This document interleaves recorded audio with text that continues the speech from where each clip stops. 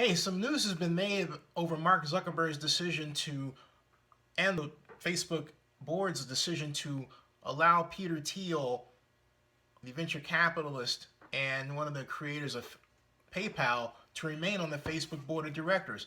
However, I think Peter deserves to stay there because were it not for his actions with a very young Mark Zuckerberg, there may not have been a Facebook.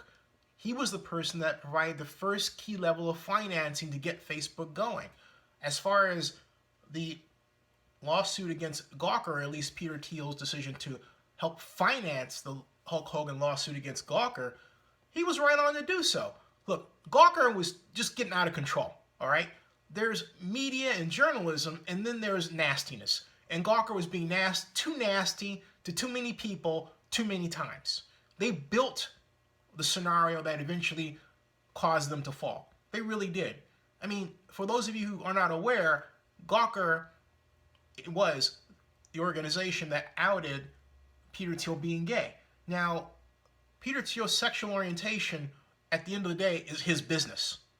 Let him make it known or not on his own time.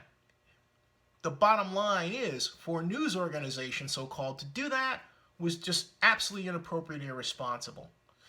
It was just as irresponsible to take the Hulk Hogan sex tape, put it out there, and then leave it out there even though Hulk Hogan asked, hey, would you take this down?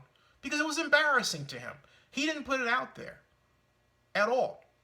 So when a person is hurting and they're begging you to stop hurting them, that is the clearest definition of all of mental anguish caused by media. Take the doggone thing down. Take it down.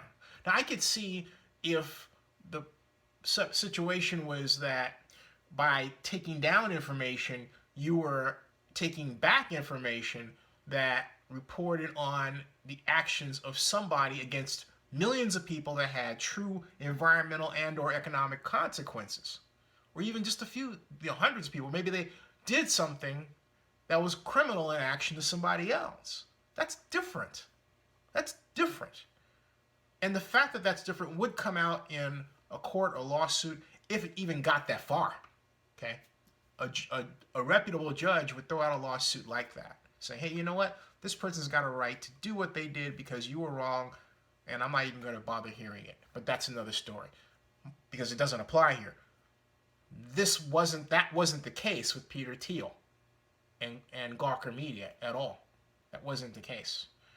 So Peter was right on, Hulk Hogan was right on, and if Gawker had turned around and said, you know, Mr. Hogan, we'll honor your words and your request, and we'll take this down, fine. You know, I had a personal experience very recently with Deadspin, part of Gawker Media, where I broke the Larry B. Tunsil story, put the first video out there in terms of what he said at the NFL draft, and Deadspin used it, but they didn't credit me. Yet, they used an ESPN video and credited ESPN. So when I demanded to be credited, they said, by Zenny62, who doesn't know how the internet works. Excuse me, I know how the internet works.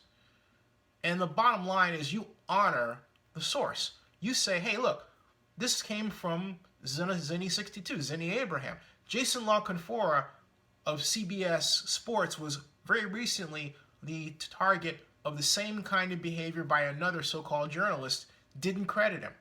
Jason raised holy hell, and he was right to do so. He was right to do so, okay? So Gawker is, there was a time when they were cool, and they just got really too big for their britches. They brought this on themselves. Keep that in mind.